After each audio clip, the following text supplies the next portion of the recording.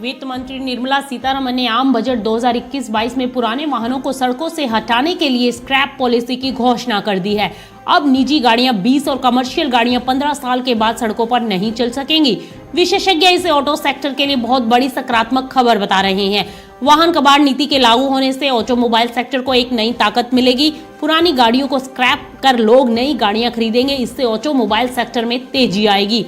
आपको बता दें कि स्क्रैपिंग पॉलिसी का स्वागत करते हुए केंद्रीय मंत्री नितिन गडकरी ने कहा है कि इससे 10,000 करोड़ का निवेश होगा और 50,000 नई नौकरियां आएंगी।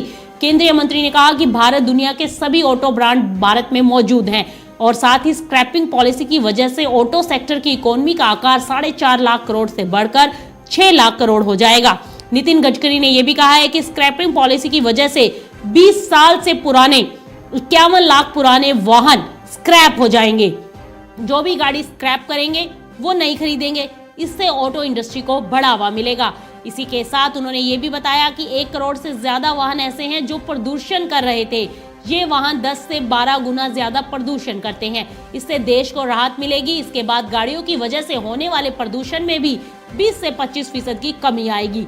स्क्रैप पॉलिसी का फायदा बताते हुए केंद्रीय मंत्री ने कहा कि इसकी वजह से हमें स्टील, रबड़ मिलेगा, एल्यूमिनियम मिलेगा और अब दुनिया के दूसरे देशों के मुकाबले कम खर्च पर इन चीजों को हम हासिल कर पाएंगे। स्क्रैपिंग पॉलिसी की वजह से नई गाड़ियां आएंगी और नए वाहन ज्यादा माइलेज देंगे। केंद्रीय मंत्री ने कहा कि स्क्रैपिंग पॉलिसी की वजह से 10,000 करोड़ का निवेश होगा और 50,000 नई नौकरियां मिलेंगी। आपको बता दें कि केंद्रीय मंत्री ने यह भी कहा है कि अगले 15 दिनों में वो विस्तृत स्क्रैप पॉलिसी का भी ऐलान कर देंगे। केंद्रीय परिवहन मंत्री नितिन गडकरी ने एक बजट का स्वागत किया। उन्होंने कहा कि वित्त मंत्री का धन्यवाद करता हूं मैं, जिन्होंने इस साल 11,000 किलोमीटर सड़क निर्माण पूरा करने का लक्ष्य और 8500 किलोमीटर के लिए नए सड़क परियोजनाओं को मंजूरी दी है। इसके साथ ही सरकार ने तमिलनाडु, केरल, पश्चिमी बंगाल, असम में नए सड़क परियोजनाओं को मंजूरी दी है। देश में नए इकोनॉमिक कॉरिडोर से भी सड़क परियोजनाओं को मजबूती मिलेगी और नए अवसर पैदा हो सकते हैं।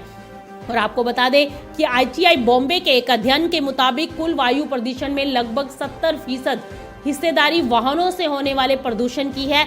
ऐसे में अगर पुराने वाहनों को कबाड़ में भेज दिया जाता है तो इससे वायु प्रदूषण को कम करने में मदद मिलेगी।